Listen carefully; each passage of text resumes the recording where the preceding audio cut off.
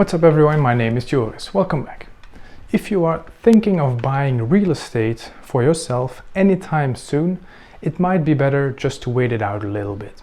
I personally have decided not to buy any real estate anytime soon. The market is crazy at the moment and prices shoot up uncontrollably.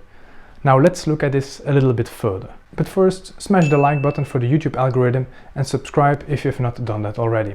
Thank you very much. The European Central Bank recently released the over and under valuation of the residential property prices per country.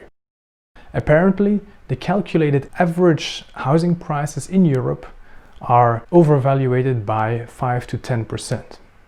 As a real estate investor myself, I have a good eye on real estate transactions and their prices nearby. I have invested in several apartments already and have been looking for new investments for quite a while. But due to recent global events, potential real estate sellers were not allowed to sell their houses. People were not able to attend open houses, and the real estate transactions were down around 30% compared to last year. Ever since the middle of May, open houses are again allowed, which translates in more real estate transactions, 8.4% more to be exact. The global illness and the limited social lives so far has had no negative influence on housing prices. Prices have been going up steadily for a few years now, and the lockdown has not halted this rise. On the contrary, even, in the first half of this year, housing prices went up considerably. If you want to sell your home in Belgium, a general rule of thumb was to place your asking price a bit higher than the actual price you want. A study by a student of the University of Leuven calculated an average transaction price being 9% under the asking price. But nowadays, in our current situation, I have seen a lot of sales at or even above listing prices. And nice apartments or houses are being sold within days of being listed. The market moves very fast and prices are going up. As a result, here in Flanders, an average house costs 295,000 euros, up 2.8% from 2019.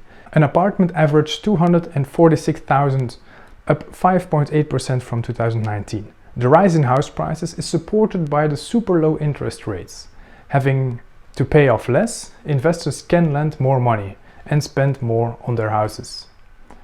Now, what is my prediction for the real estate over the next few months and years? As said before, low interest rates are one of the biggest influences of a rising housing market.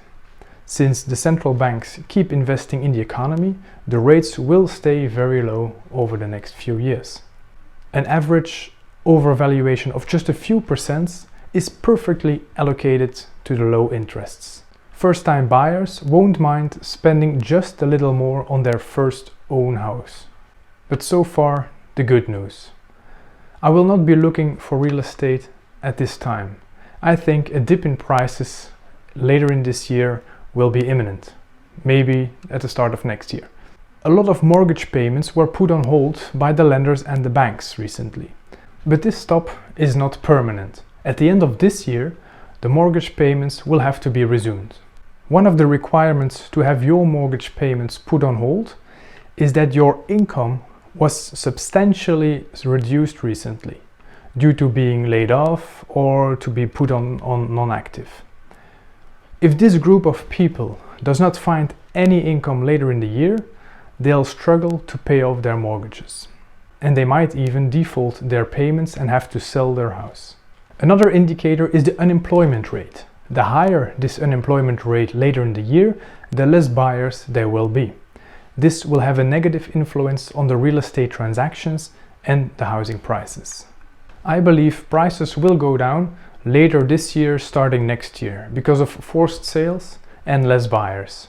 I do not expect a crash at all, maybe a few bad quarters. There is no structural problem or overvaluation of our market, so no reason why the housing market could crash by more than 10%.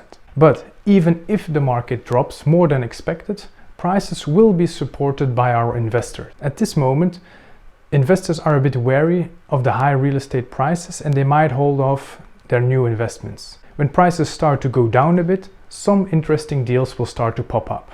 There is a tremendous large amount of cash on accounts of said investors. Several billion euros on personal savings accounts are just waiting to be used. So investors will switch to real estate whenever they can, and thus supporting the housing prices. In conclusion, I do not see a structural problem with our housing market. The valuation is not alarmingly high, and growth is supported by our lower interest rates.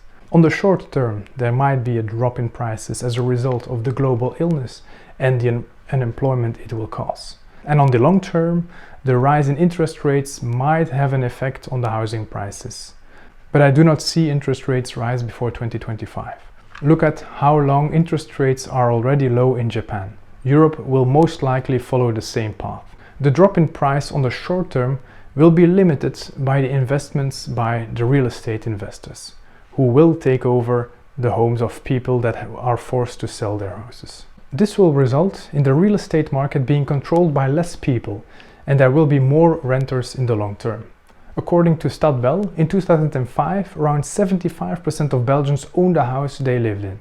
In 2018, this percentage remained about the same. But if you look at the European numbers, they have been dropping down from 66% in 2005 to 47% in 2018. In Europe, I see this percentage dropping even more in the coming months and years. And even in Belgium, this rate will most likely start to go down soon. All the more reason to start investing in real estate. And the coming months or years might be a good time to do so. If you've enjoyed this video, be sure to leave a like for the YouTube algorithm and to subscribe to the channel if you've not done that already. It's free and it helps me a lot. I thank you for watching, and I will see you next time.